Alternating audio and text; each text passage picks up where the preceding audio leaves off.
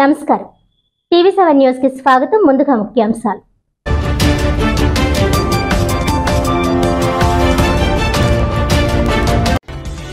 శివనామ స్మరణతో మారుమ్రోగిన సామర్లకోట భీమేశ్వర స్వామి ఆలయం। బాల త్రిపుర సుందరి సమేత భీమేశ్వర స్వామికి విశేష పూజలు అభిషేకాలు నిర్వహించిన భక్తులు।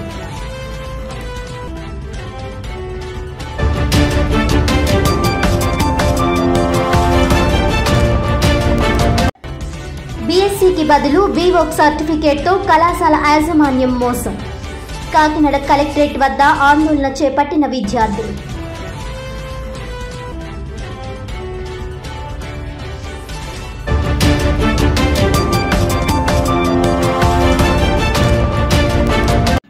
స్టేట్ వైడ్ ఎన్టీఆర్ ఫ్యాన్స్ ఆధ్వర్యంలో ఘనంగా జూనియర్ ఎన్టీఆర్ జన్మదినోత్సవం। కాకినాడ రెడ్ క్రాస్ లో రక్తదాన శిబిరం నిర్వహించిన fans convener MD Ansar Ali.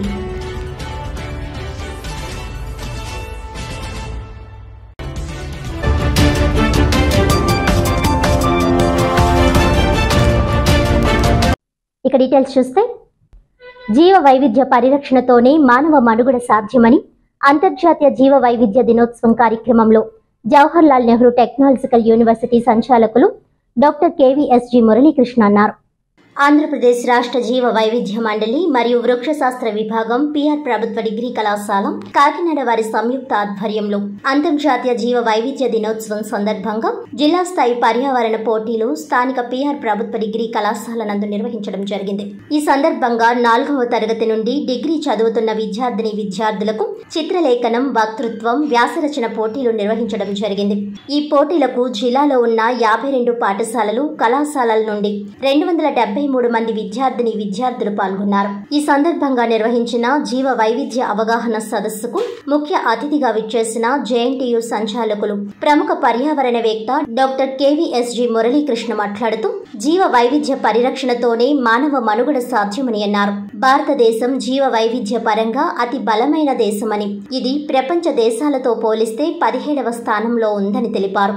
ఇక్కడ సుమారు 1200 పక్షి జాతులు, వివిధ జంతువులు ఉన్నాయని అన్నారు। ఇస్రో విశ్రాంత శాస్త్రవేత్త వై శివప్రసాద్ మాట్లాడుతూ జీవ వైవిధ్య పరిరక్షణకు ప్రతి ఒక్కరూ కృషి చేయాలని అన్నారు। ఆంధ్రప్రదేశ్ నేషనల్ గ్రీన్ కోర్ ప్రాంతీయ సమన్వయకర్త కేసరి శ్రీనివాసరావు మాట్లాడుతూ జీవ వైవిధ్యానికి నష్టం కలిగించే ప్లాస్టిక్ వాడకం తగ్గించాలని, వివిధ వృక్ష జాతులను పరిరక్షించాలని పిలుపునిచ్చారు। ఈ కార్యక్రమంలో క్లస్టర్ రిసోర్స్ పర్సన్ ఎన్ వీరభద్రరావు, విఎస్వి రమణమూర్తి, పిల్లి గోవిందరాసులు, విద్యార్థుల తల్లిదండ్రులు పాల్గొన్నారు। 20 మీటర్ల ఎత్తులో ఇది ఖచ్చితంగా 2 గంటల ఉంటుంది ప్రోగ్రాం। 28 దేశాలు వెళ్ళారంట। సో అంటే ఇంకో అది మన ఖచ్చితంగా ఏం ఫోటోస్ ఎలా మాట్లాడాలి, ఎక్కడ ఎలా ఉండాలి అనేది ఇలాంటి చాలా పుస్తకాలు రాశారు సార్ పైన।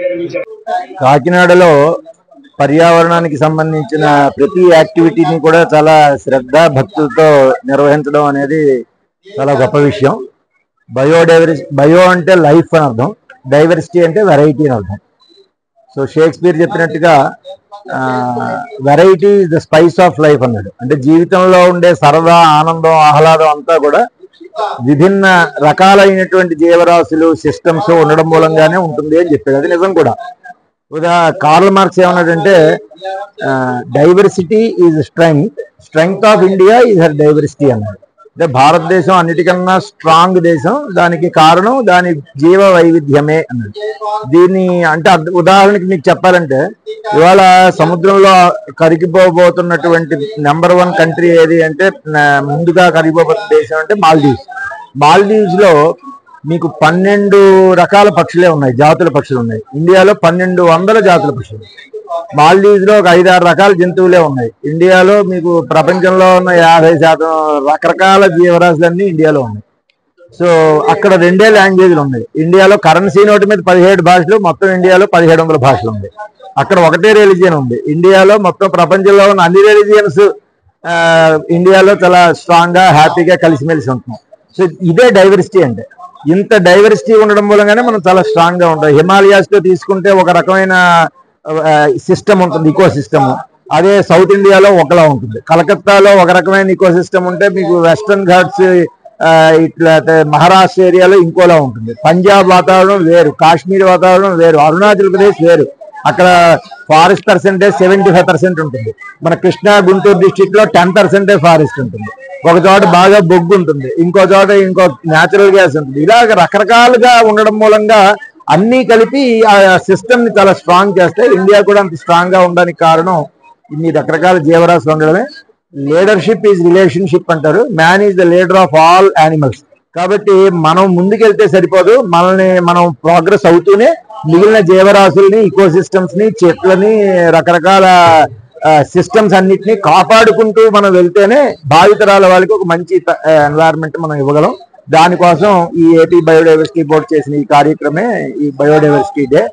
Thank you very much. I wish everybody, ముఖ్యంగా కాకినాడ సిటిజన్స్ దీన్ని ఇంత శ్రద్ధా భక్తులతో ఇంత ఎండలో కూడా సండే నాడు రావడం అనేది చాలా గొప్ప విషయం. కంగ్రాచులేషన్స్. సామర్లకోట జగనన్న కాలనీలో మంచినీరు లేక కాలనీ వాసులమంతా తీవ్ర ఇబ్బందులు పడుతున్నామని, మొక్కలపై ఉన్న ఆసక్తి మనుషుల మీద లేదంటూ ఆవేదన వ్యక్తం చేశారు. ఈ సందర్భంగా కాలనీ వాసులు మాట్లాడుతూ రాగంపేట రోడ్డు నందు గల జగనన్న కాలనీలో గత 3 రోజులుగా ట్యాంకుల ద్వారా వచ్చేటటువంటి కుళాయి నీటిని విడుదల చేయడం లేదని, దీంతో త్రాగడానికి మంచినీళ్లు లేక మంచినీటిని కొనుక్కొని తెచ్చుకోవాల్సిన పరిస్థితి ఏర్పడిందని ఆగ్రహం వ్యక్తం చేశారు. మంచినీరు అందకపోవడం వల్ల కాలనీ వాసులు ఆర్ఓ ప్లాంట్ల వద్దకు వెళ్లి నీటిని కొనుగోలు చేయవలసిన దుస్థితి ఏర్పడుతుందని ఆవేదన వ్యక్తం చేశారు. నీటిని విడుదల చేసేటువంటి వ్యక్తి మోటార్కు తాళం వేసుకుని పోవడంతో కాలనీ వాసులు మోటార్ను ఆన్ చేసే అవకాశం కూడా లేకుండా పోతుందని, దీంతో మంచినీరు లేక కాలనీ వాసులు చాలా ఇబ్బందులకు గురవుతున్నామని తెలియజేశారు. గార్డెన్లోని మొక్కలకు నీరు సరఫరా చేసే వ్యక్తి గ్రామస్తులకు మంచినీటిని ఎందుకు అందించడం లేదని ప్రశ్నించారు.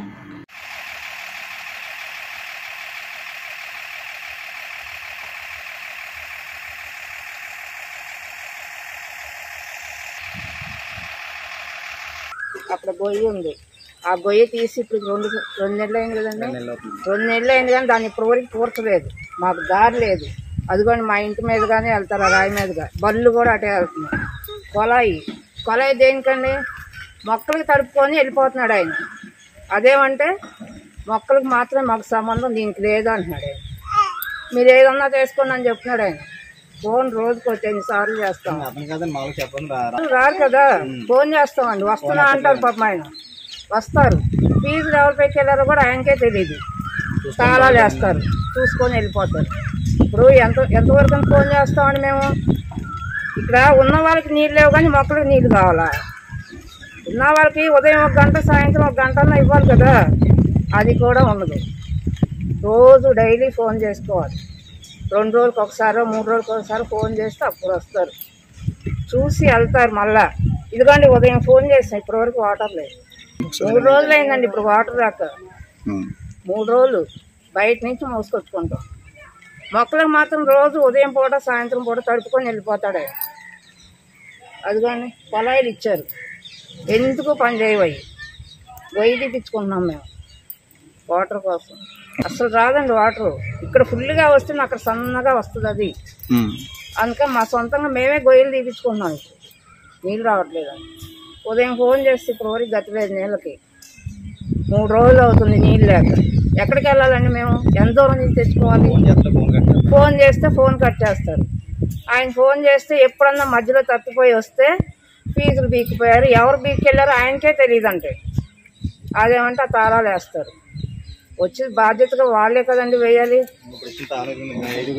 తాళాలు ఇచ్చారు, ఆ తాళం పగలగొట్టి మళ్ళీ వేరే చేసుకొని వెళ్ళిపోతారు. మరి ఇంకెప్పుడండి మాకు వాటర్? సమస్య లేదండి, వారంలో 2 రోజులు ఇచ్చేది కూడా కష్టం. అది ఫోన్లు చేస్తే వస్తారు, లేకపోతే లేదు. గొయ్యి తీసి 2 నెలలు అయిందండి, ఇప్పటి వరకు పూడ్చలేదు. అది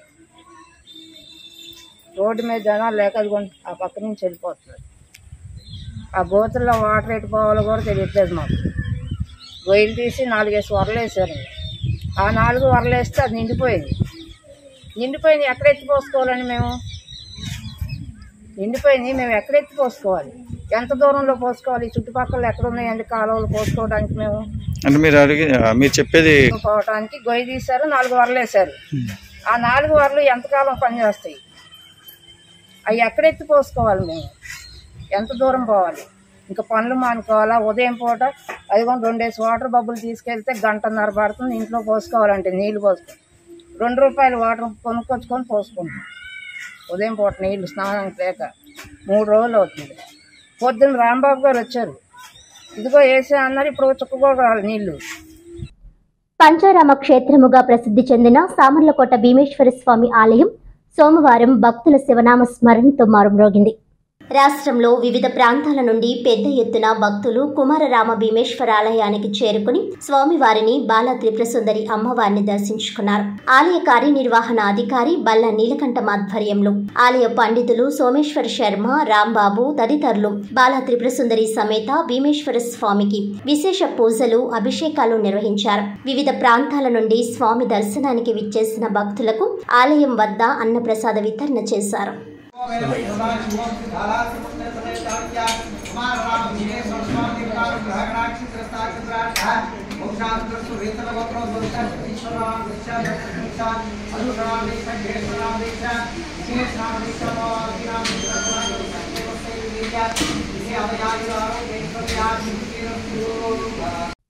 బీఎస్సీ పారామెడికల్ కోర్సునకు బదులు వొకేషనల్ కోర్సుతో కాకినాడ పైడా డిగ్రీ కళాశాల యాజమాన్యం విద్యార్థులను మోసం చేసిందంటూ బాధిత విద్యార్థులు కాకినాడ కలెక్టరేట్ చేరుకుని ఆందోళన చేపట్టారు. కాకినాడ పైడా డిగ్రీ కళాశాల యాజమాన్యం చేసిన మోసంతో సుమారు 100 మంది విద్యార్థులు కాకినాడ కలెక్టరేట్ మెట్లెక్కారు. కేవలం బీఎస్సీ సబ్జెక్ట్ రంగరాయ మెడికల్ కళాశాల రాజానగరం జిఎస్ఎల్ ఆసుపత్రిలోనే ఉండగా తప్పుడు డాక్యుమెంట్లు చూపించి విద్యార్థుల నుంచి సుమారు 1,00,000కు పైగా ఫీజు వసూలు చేసి బీఎస్సీ పారామెడికల్ సర్టిఫికేట్ కాకుండా వివో వొకేషనల్ సర్టిఫికేట్ ఇవ్వడంతో విద్యార్థులు మోసపోయామని గ్రహించి కలెక్టరేట్ కు తమ గోడును విన్నవించుకున్నారు. ఎప్పటికప్పుడు ఫీజులు వసూలు చేసి నాలుగు గీసుకోవడానికి పనిచేయని సర్టిఫికెట్లు ఇచ్చి యాజమాన్యం తమ జీవితాలతో ఆటలాడుకుందని విద్యార్థులు ఆవేదన వ్యక్తం చేస్తున్నారు. 3 సంవత్సరాల జీవితం నాశనమైందని, మాకిప్పుడు ఎటూ పోలేని పరిస్థితి నెలకొందని విద్యార్థులు ఆవేదన వ్యక్తం చేశారు. మాకు సర్టిఫికెట్ ఉంటేనే ఎక్కడైనా ఉద్యోగం సాధించగలమని, ఇప్పుడు ఎక్కడా ఉద్యోగం చేయడానికి కూడా పనిచేయమని విద్యార్థులు ఆవేదన వ్యక్తం చేస్తున్నారు.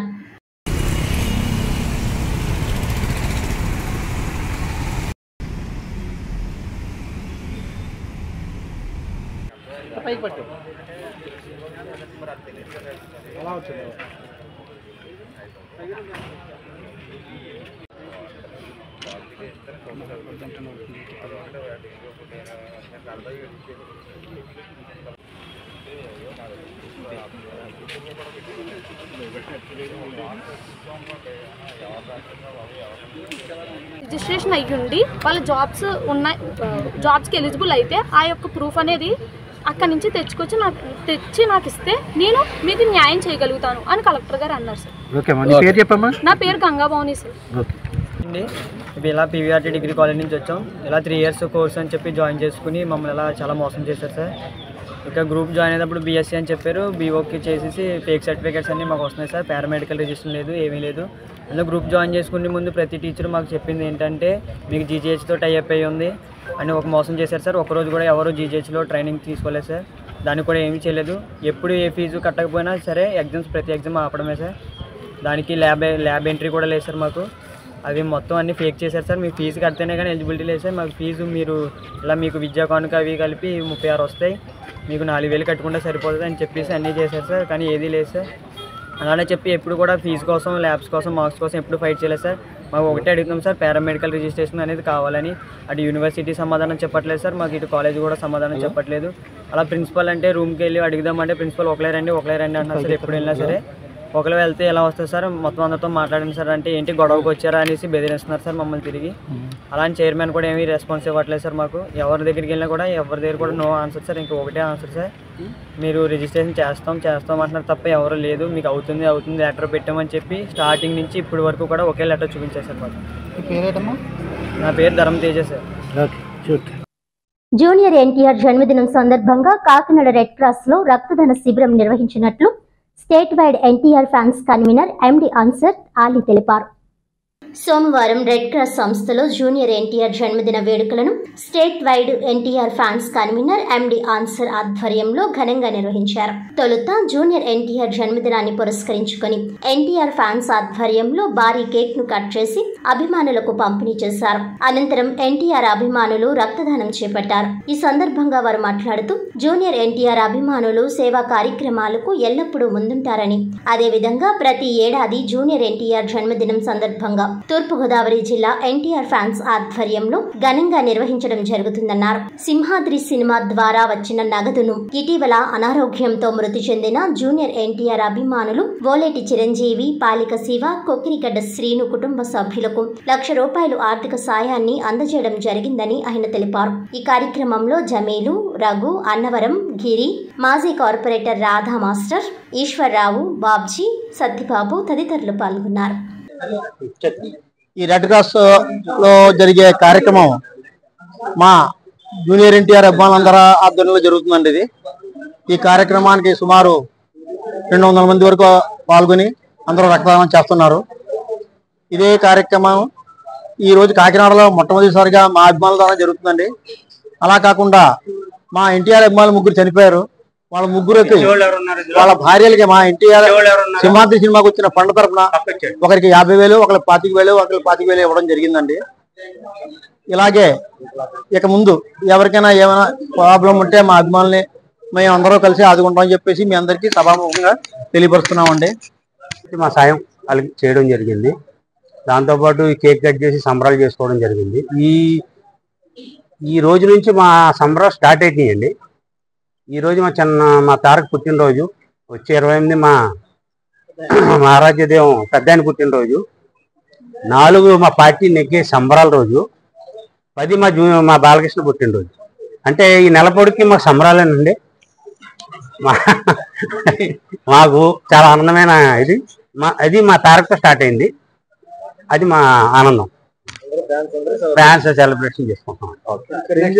ఇక్కడ రక్తదానం అండి యూత్ ఆధ్వర్యంలో. కాకినాడ రూరల్ నియోజకవర్గం తెలుగుదేశం పార్టీ శ్రేణుల ఆత్మీయ సమావేశం నియోజకవర్గ కోఆర్డినేటర్ పిల్లి సత్యనారాయణమూర్తి, మాజీ ఎమ్మెల్యే పిల్లి అనంతలక్ష్మి ఆధ్వర్యంలో ఘనంగా నిర్వహించారు. ఈ సందర్భంగా పలువురు మాట్లాడుతూ రూరల్ నియోజకవర్గం కూటమి అభ్యర్థి గెలుపునకు టీడీపీ శ్రేణులు శక్తివంచన లేకుండా కృషి చేశారని అన్నారు. కూటమి ప్రభుత్వం అధికారంలోకి వచ్చిన వెంటనే పొత్తులో భాగంగా ఎమ్మెల్యే సీటును త్యాగం చేసి చిత్తశుద్ధితో పనిచేసిన పిల్లి సత్యనారాయణమూర్తి దంపతులకు తగిన ప్రాధాన్యత కల్పించాలని కోరారు. అనంతరం పిల్లి దంపతులు మాట్లాడుతూ కూటమి అభ్యర్థి గెలుపునకు తమ వెంట ఉండి కష్టపడిన ప్రతి కార్యకర్తకు కృతజ్ఞతలు తెలిపారు. భవిష్యత్తులో తప్పనిసరిగా కార్యకర్తలకు అండగా ఉంటామని భరోసా ఇచ్చారు. ఈ కార్యక్రమంలో పెద్ద ఎత్తున నియోజకవర్గ టీడీపీ కార్యకర్తలు, నాయకులు, అభిమానులు తదితరులు పాల్గొన్నారు. అనంతలక్ష్మి గారి మీద అభిమానంతో వచ్చానండి. వాళ్ళు ఎప్పుడు కూడా ప్రతి ఒక్కరిని కూడా మీ అందరూ తెలుసు, వాళ్ళు ఎలాగా పలకరిస్తారు, ఎలా చేస్తారు అన్నది. ఇప్పుడు మొన్న ఎలక్షన్లో మనం అందరూ చూసాం.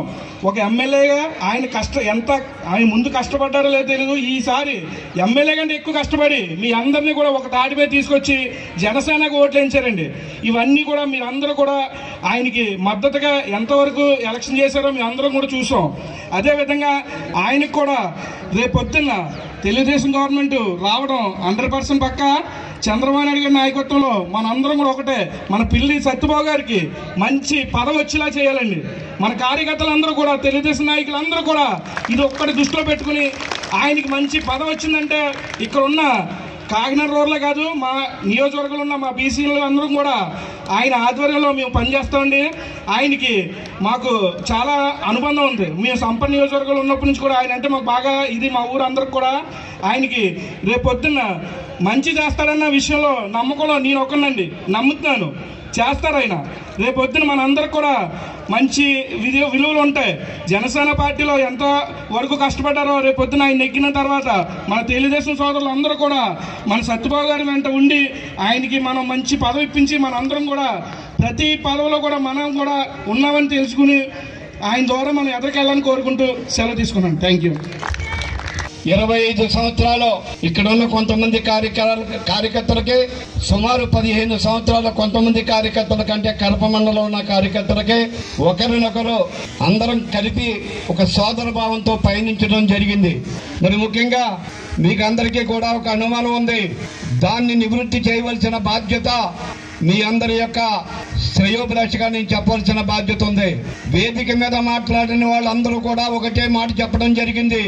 పిల్లి సత్యబాబు అనే వ్యక్తి ఎవరికి కూడా నమస్కరించి ఓటు అడిగిన వ్యక్తి. అటువంటి వ్యక్తి ఇవాళ నానాజీ గారికి 2 చేతులతోటి నమస్కరించి నాకు ఓటేసినట్టే నానాజీ గారికి ఓటేస్తే నాకే ఓటేసినట్టని ముక్కుడు తస్తాలతో ఎందుకు అడిగారు అన్నది మీ అందరి యొక్క అనుమానం ఒకటి మీ అందరిలో కూడా చాలా బలంగా ఉంది. పిల్లి సత్యబాబు అన్న వ్యక్తి నమస్కరించే సంస్కారం పోద్దని నమస్కారం చేయటం కాదు, నమస్కారం చేయకపోవటం నా పొగరబోతనం కాదు. ఒక రాజకీయ నాయకుడిగా ఉండి ఆ రాజకీయ నాయకుడు వెళ్ళి దండం పెడితే ప్రజల మనసులో ఈ సన్నాసి వచ్చాడు అప్పుడు 2 రోజులు నమస్కారం పెట్టి పోతాడు, వీళ్ళకి ఇదే పని తిట్టుకుంటారేమో నా దానికి జడిసి నమస్కారం పెట్టలేదు తప్ప నా తల్లి సంస్కారహీనుడు మాత్రం కనలేదు. నాకు సంస్కారం ఉంది. ఆ ఒక్క కారణం చేస్తే మీ దగ్గరకు వచ్చి నమస్కారం పెట్టాడు. నేను అపార్థం చేసుకుంటాను. మీ రాజకీయ నాయకులు ఒక పిచ్చి ఈ 2 రోజులు వచ్చి నమస్కరించి మనల్ని ఓటు అడిగి వీళ్ళు మన మీద కూర్చుంటారు అని ఒక చెడ్డ అభిప్రాయంతో మీరు అందరూ ఉంటారేమో అని దానికి సిగ్గుపడి నమస్కారం చేయలేదు తప్ప నమస్కారం చేయటం నా సంస్కారం కాదు అనేది మాత్రం నా తల్లి నేర్పలేదు అని చెప్పి సభాముఖంగా మీ అందరికీ కూడా తెలియజేస్తా ఉన్నా. మరి ఎందుకు ఈ నానాజీ గారిని ఈ జనసేన అభ్యర్థిని మనం బలపరచవలసి వచ్చింది అంటే 32 నియోజకవర్గాల్లో ఈ ఆంధ్రప్రదేశ్లో పోటీ చేసినప్పుడు చాలా మంది నన్ను చాలా ప్రాంతాల్లో చాలా నియోజకవర్గాల నుంచి పోటీ అడగటం జరిగింది. 32 నియోజకవర్గాల్లో రకరకాల పొత్తులతోటి మీ పార్టీ వెళ్తున్నప్పుడు ఏ నియోజకవర్గంలోని కూడా మీ అంత తాపత్రయం పడి మీలాగా రాత్రింబగల్లో క్యాండిడేట్ వచ్చినా రాకపోయినా నీ మీద బుద్ధస్కంధాల మీద వేసుకుని నువ్వెళ్ళవలసిన పని ఏముందని చెప్పి పక్క నియోజకవర్గాల నుంచి కూడా అడిగిన సందర్భాలు ఉన్నాయి. మరొకసారి మనం అందరం కూడా ఆలోచించుకోవాలి. పార్టీ పెట్టి 42 సంవత్సరాల్లో నందమూరి తారక రామారావు గారు ముఖ్యమంత్రిగా ఉన్న తర్వాత కొన్ని సందర్భాల్లో మరి చంద్రబాబు నాయుడు గారి రాష్ట్రాన్ని 12 సంవత్సరాలు 13 సంవత్సరాలు ముఖ్యమంత్రిగా ఉండి ఈ పార్టీని అన్ని విధాలుగా ముందుకు నడిపించి ఈ కార్యకర్తలందరికీ కూడా నేనున్నాను తెలుగుదేశం పార్టీకని నడుం కట్టుకుని ఆనాటి నుంచి ఈనాటి వరకు ఒక తప్పు కూడా చేయకుండా ఎవరి దగ్గర కూడా చేతులు కట్టి నిలబడకుండా మరి రాష్ట్రాన్ని పరిపాలించిన ముఖ్యమంత్రి చంద్రబాబు నాయుడు గారిని ఒక దుర్మార్గన కొడుకు ఒక ముఖ్యమంత్రి తప్పుడు కేసు పెట్టి 53 రోజులు రాజమండ్రి సెంట్రల్ జైల్లో పెట్టినప్పుడు నేనున్నాను మీ నాయకుడికి దర్పంగా ఈ రాష్ట్రాన్ని కాపాడటానికి నేను ఆయన కలిపి పొత్తుండి రాష్ట్రంలో జగన్ గారి పరిపాలన అంతం చేయాలని ముందుకొచ్చిన పవన్ కళ్యాణ్ గారి పిలుపుకి నేను స్పందించి మా నాయకుడు జైల్లో ఉన్నప్పుడు ఆయన కన్నీరు తొడిచిన వ్యక్తికి నేను బానిసయ్యని చెప్పి సభాముఖంగా అందరికీ కూడా తెలియజేస్తా ఉన్నా. అంతే తప్ప నానాజీ గారు కాలు పెట్టుకోవడానికో నానాజీ గారి వెనకాల తిరిగితే గొప్ప వస్తుందనే కాదు. నాయకుని ఓదార్చి బయటికి తీసుకొచ్చిన వ్యక్తి మొట్టమొదటిసారిగా ఈ ఆంధ్రప్రదేశ్లో సినీ ప్రపంచంలో మంచి పలుకుబడిన వ్యక్తి జనసేన పార్టీ నాయకుడు అడగకుండా బేషరతుగా మద్దతు ఇచ్చినప్పుడు నేను ఒక్కటే ఆలోచించా, ఎంతమంది ఎన్ని రకాల మనం ఉద్యమాలు చేసాం, ఎన్ని రకాల మనం నిరాహారం చేసాం. సుమారు నెల 15 రోజులు మన కాకినాడ రోడ్లో మనం చేసాం. ఎన్ని నిరాహార దీక్షలు చేసినా, ఎన్ని సంఘాలు బలపరిచినా నాయకుడిని బయటికి తీసుకురాలేకపోయాం. అన్ని విధాలుగా సహకరించిన నాయకుడు పవన్ కళ్యాణ్ గారు కాబట్టి ఈ పొత్తును మనం చిరస వహించాలి, ఈ నాయకుడిని మనం గెలిపించాలి అని ఒక మాటతోటి స్పందించామని చెప్పి సభాముఖంగా మీ అందరికీ కూడా తెలియజేస్తా ఉన్నా. ఒకసారి మనం అందరం ఆలోచించుకుంటే ఆనాడు మన నాయకుడు జైల్లోంచి బయటికి రాకపోతే వాళ్ళ పరిస్థితి ఏంటి, పార్టీ పరిస్థితి ఏంటో, మనం ఎక్కడుండే వాళ్ళమో, మనం ఏ విధంగా 4 ముక్కలు 4 చిరిగిన నిత్తరాకులాగా తరకో పక్క పోయే సందర్భాన్ని పార్టీని బతికించడానికి తీసుకొచ్చిన నిర్ణయమే ఈ జనసేనలో పొత్తు. దానికి మనం తెలుగుదేశం పార్టీ కార్యకర్తలందరూ కూడా సపోర్ట్ చేయడం జరిగింది అని చెప్పి మీ అందరికీ కూడా తెలియజేస్తా ఉన్నా. మీకు అందరికీ కూడా ఒక విషయం చెప్పాలి. ఎన్నికలు జరిగే ముందు 8 నెలల ముందు సెప్టెంబర్ 1వ తారీఖున ఇక్కడ ఉన్న మీ మాజీ శాసనసభ్యురాలు అనంతలక్ష్మిని, అలాగే ఆయాల మాతోటి ఇప్పటి వరకు మీకు చెప్పిన తాతపూడి రామకృష్ణ. వార్తలోని ముఖ్యాంశాలు మరోసారి.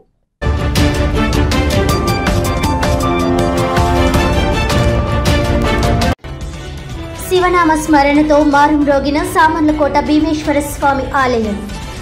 బాల త్రిపుర సుందరి సమేత భీమేశ్వర స్వామికి విశేష పూజలు, అభిషేకాలు నిర్వహించిన భక్తులు.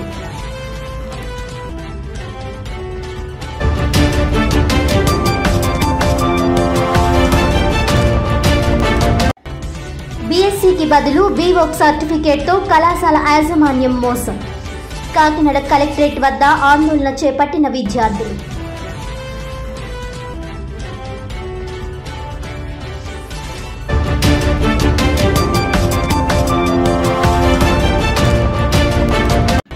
స్టేట్ వైడ్ ఎన్టీఆర్ ఫ్యాన్స్ ఆధ్వర్యంలో ఘనంగా జూనియర్ ఎన్టీఆర్ జన్మదినోత్సవం.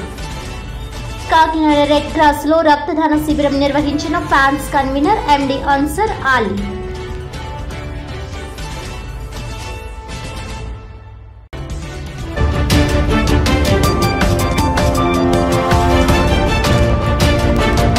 ఈనాటి వార్తలు ఇంతటితో సమాప్తం. తిరిగి వచ్చే బులెటిన్లో మళ్ళీ కలుద్దాం. అంతవరకు సెలవు. నమస్కారం.